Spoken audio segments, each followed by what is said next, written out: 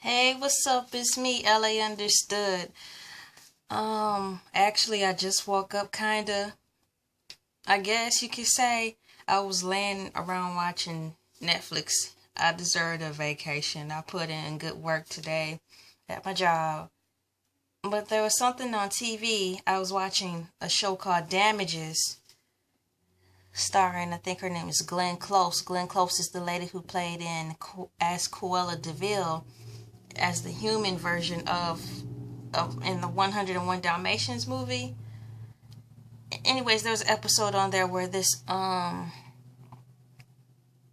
from the government he tapped into this character on the show named Ellen Parsons' cell phone. He tapped into her cell phone, so when she called, like her mom or anybody, when Ellen would call, maybe a minute or less than a minute, 45 seconds to a minute, his call, the man would get a phone call, and it would be the chick's phone he tapped. So just say this.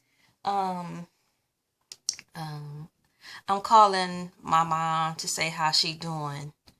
And a minute tops into my phone conversation while I'm talking on the phone to my mother, an ex-boyfriend's phone ring, and he's now listening to what I'm saying to my mother, and I have no idea.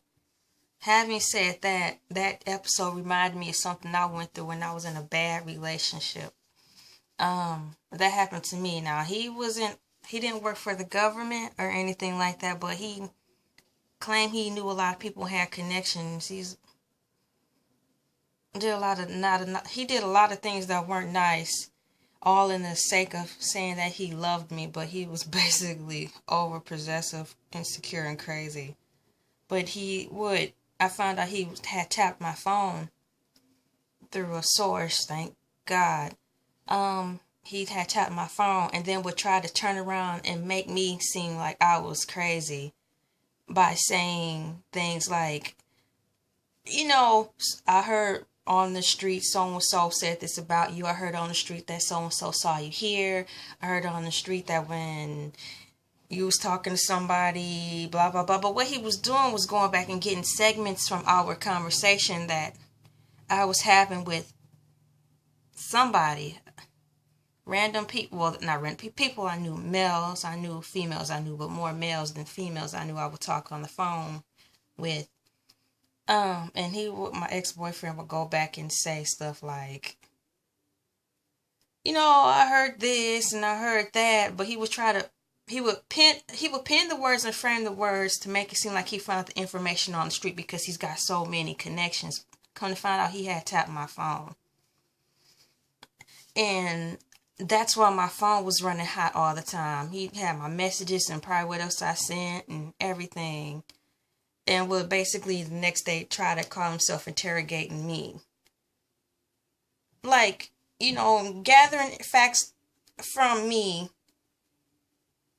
And, so he could turn around and pin on me, trying to catch me in lies. That was the wrong way to do it, even though I wasn't lying.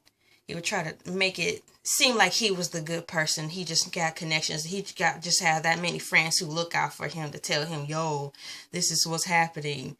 Your girl this, your girl that. But we weren't even together. But he couldn't let that fact go, honestly. That had to be the case, that we weren't together, but he was still coming up in my face, talking about people saying this, people saying that. And all this time he was just bugging my phone and flipping it on me like he knew everything. And you know how that is, ladies. It's crazy. For example, ladies, if I'm not, and gentlemen too, because there's some females out here who do the same thing. Like, ladies, if you are in a relationship and you trust the person with everything, but you write in your journal some things that you may not be ready for him to see yet, those are secrets.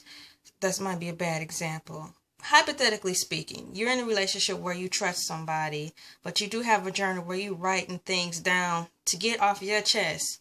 You may or may not have done those things, but it's a you're clearing out your thought process. The only way to get things out of your system is to either confess to somebody that you really trust or write it down, you know.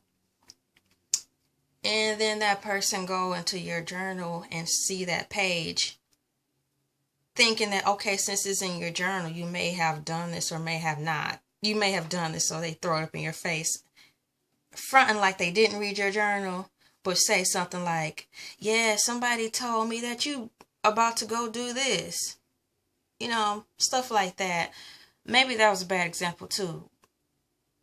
But let me throw out another example because I really want to make sure my point is across for those people who may be in a relationship or a situation like this or just got out of a situation like this.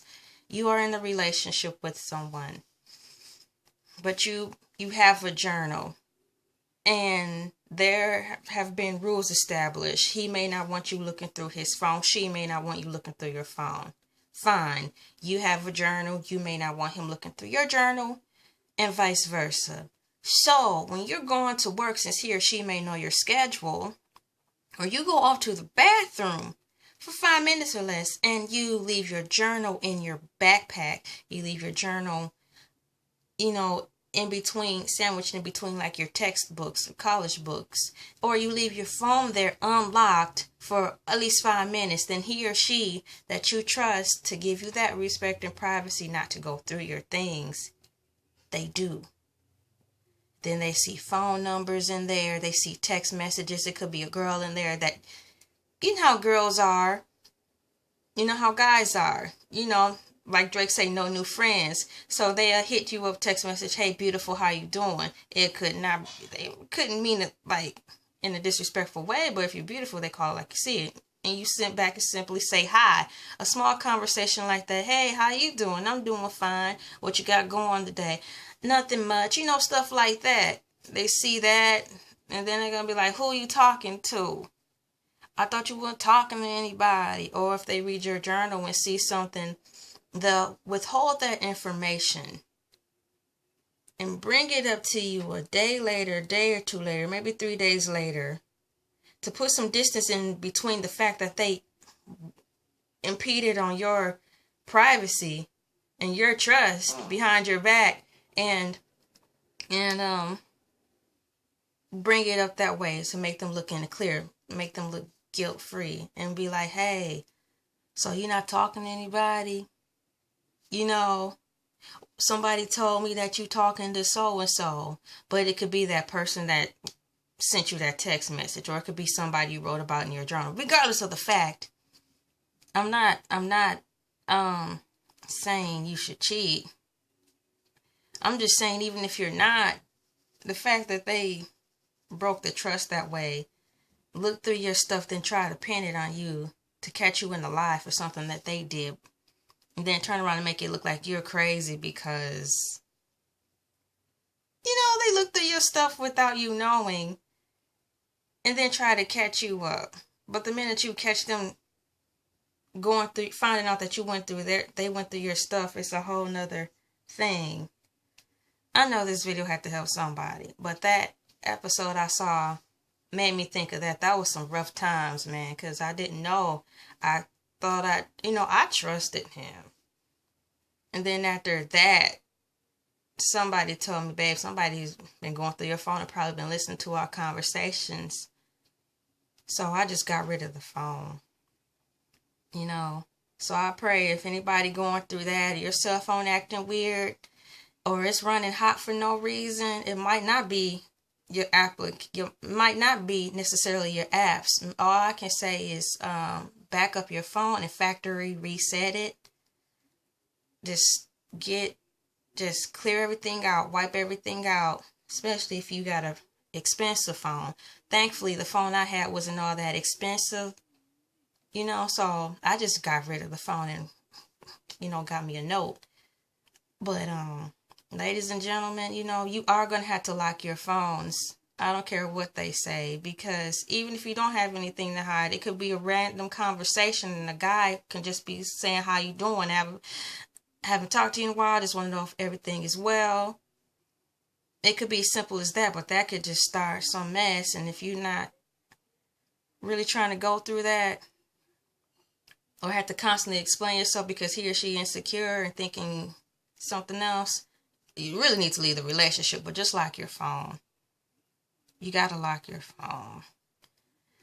And if you have a cell phone where you have the pattern, you know how they have the 3 boxes in the row, 3, 6, 9 boxes, and you have a pattern. Make sure if you have the pattern, you wipe the screen, because when you hold the screen up, it's going to leave a fingerprint of what you just use the pattern as, so they still can go in there and unlock your phone if it's simple. So you have your touchpad and you put in like a square for your password. Make sure you wipe it off so they don't see that. That's sad. You got to do all that or make it difficult. So I know that's going to help somebody. Getting this off my chest helped me too. I'm very glad I'm out of that relationship.